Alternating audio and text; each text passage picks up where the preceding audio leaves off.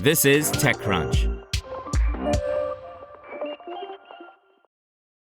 On the weekend, as most students were stumbling back from the bars, Song-Yi Yoon was rushing across her South Korean campus. Around dinner time, she would run some programs on her colleague's supercomputer, and then, as the computer chugged through her program, she'd wait, sleepless, in her dorm. I woke up at like 2 a.m., 3 a.m. to walk down the campus because I was so curious to see the results, she said.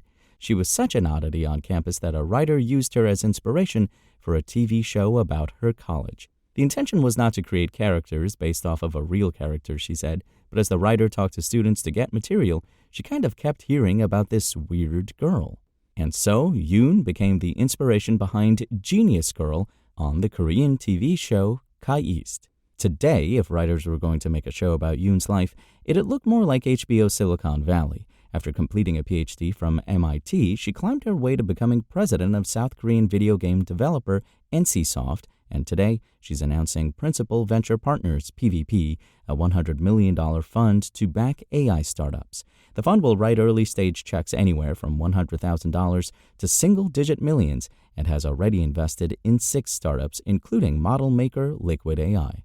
Her fellow partners include a who's who of AI academia. There's Daniela Russ, a renowned researcher that Yoon met through Yoon's work on MIT's board, Dawn Song, a MacArthur Fellow who's published extensively on computer security, and Jeremy Nixon, the founder of the AGI House, an AI hacker house that's made headlines for attracting young, talented founders. PVP is one of the few investment firms with such a deep bench of academic powerhouses, something that Yoon sees as an advantage when the firm is trying to win deals. I think founders would like to have a diversified set of advisors who can bring different perspectives, she said. Yoon believes that the research backgrounds of the PVP team give them a profound understanding of how AI has evolved over time and where it might be headed. The team is betting that the next generation of unicorns will be AI-native companies, meaning they were built with AI in mind from the start, not with AI applications jerry-rigged onto the platform after the fact. Yoon's not worried that they may have missed the boat on investing in foundational companies like OpenAI or Anthropic. If you look at the top 10 NASDAQ companies, more than half of them are digital native companies who started after the introduction of broadband, she said.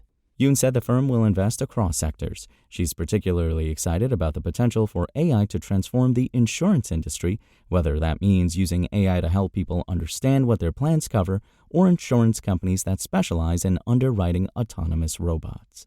Yoon is also worried about the issue of AI's potential to exacerbate cultural colonialism, a topic she wrote about last year. She gave the example of large model makers proclaiming, we trained this AI using all the data in the world.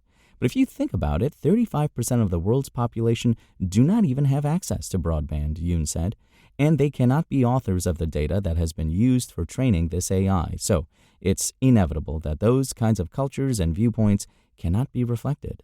She admits it's a complicated problem that can only begin to be solved through continuous conversations and increased representation through the industry, like, say, an AI-focused fund with 3 female partners. We don't say it's a female fund, but I think I see a lot of the female founders come to us because they know that we'll have more sympathy, Yoon said, and that we can see their real strength and real superpower.